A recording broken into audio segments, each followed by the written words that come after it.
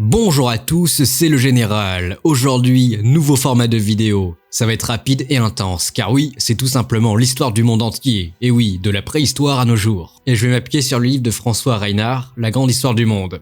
Et je pense que ça va être le nouveau format de vidéo de la chaîne. Parce que je sais pas si vous l'avez remarqué, mais je poste quasiment plus de vidéos sur cette chaîne. En fait, c'est surtout à cause de la méthode de travail. Aller sur des sites internet, rechercher des infos, pondre une vidéo, ça fait un peu exposer et ça me gave en fait. Donc c'est pour ça que j'ai choisi cette nouvelle méthodologie de vidéo. En gros, une lecture de livre et hop, une vidéo dessus. C'est un format de vidéo plus personnel, basé sur mes lectures. Et d'ailleurs, j'ai pas mal de livres en stock, donc on aura plein de sujets. J'ai, par exemple, la Wehrmacht, l'art de la guerre, l'histoire du programme spatial soviétique et du Clausewitz de la guerre, enfin des classiques. Ça va être beaucoup plus naturel et moins recherché sur des sites en mode exposé, c'était un peu chiant je trouve. C'était juste une petite mise au point avant que la vidéo commence. Alors c'est parti, on est parti pour le premier chapitre de la grande histoire du monde. Je vous montre les chapitres si vous les voyez.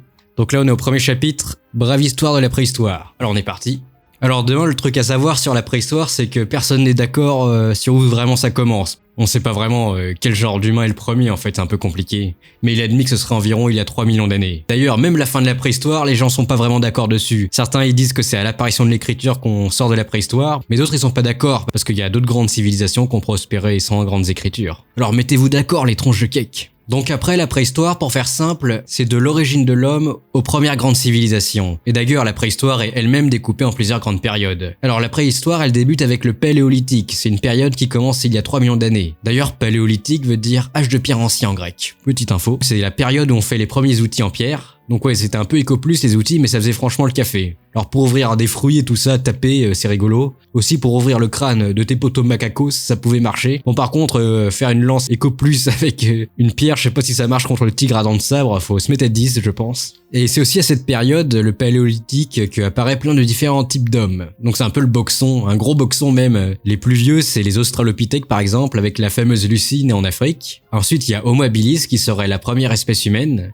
qui maîtrise bien les outils avec son nom comme Homo habilis habile. Homo erectus, littéralement l'homme dressé, et on parle pas de son chibrax bien sûr. Ensuite, il y a 2 millions d'années, il y a certains hommes qui se cassent d'Afrique. Ils en ont marre, ils font « j'en ai marre », ils prennent Neymar avec eux et hop, on en a marre, et on va à la conquête du monde. Ensuite, après, la domestication du feu, elle apparaît vraiment tard, genre il y a 400 000 ans, donc ouais, c'est assez récent en vrai. Et ça permet de cuire la viande et de la chauffer. Et ouais, c'est beaucoup plus pratique pour mieux assimiler les protéines, dame les gens. Ensuite, il y a 200 000 ans apparaît enfin Homo sapiens, alias l'homme savant, ou nous, l'homme moderne. Donc il serait né en Afrique et aussi se serait répandu dans le monde.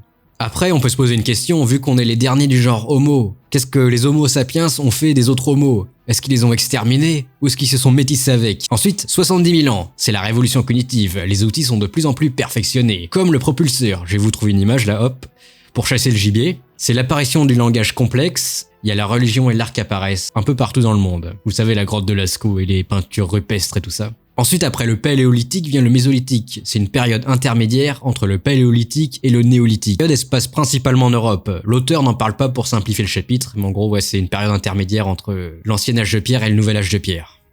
Et du coup, on va parler de cette nouvelle âge de pierre. C'est la dernière période de la préhistoire, c'est le Néolithique. Comme Néo dans Matrix, ça veut dire le nouvel âge de pierre. Néo, nouveau.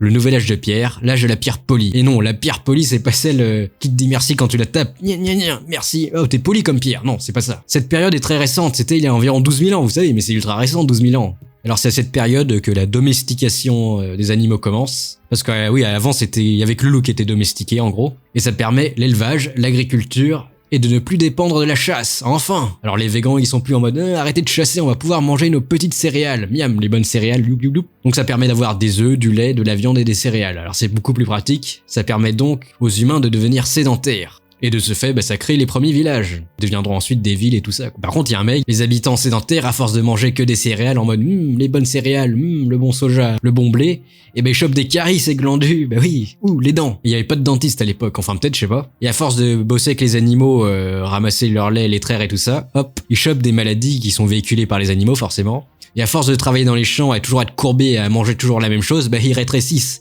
Ils se gnominisent. Oh, le gnomos. Avant, les chasseurs-cueilleurs, ils mesuraient environ 1m80. Ils font maintenant 1m63. Et oui, à force de sédentariser. Ensuite, vers 10 000 ans avant Jésus-Christ, au Proche-Orient, on fait fondre le cuivre. C'est le début de la métallurgie. Et ensuite, ça s'accélère avec le bronze et le fer. Donc pour résumer, si vous avez bien écouté, dans l'ordre chronologique, paléolithique, mésolithique, néolithique, âge du cuivre, âge du bronze, âge du fer. Donc on résume, paléolithique c'est en gros l'apparition des premiers hommes, c'est l'âge de la pierre. Le mésolithique c'est une période intermédiaire. Le néolithique c'est là où on commence à casser de la pierre, mais en mieux c'est la pierre polie, parce qu'elle est bien, elle commence à devenir belle.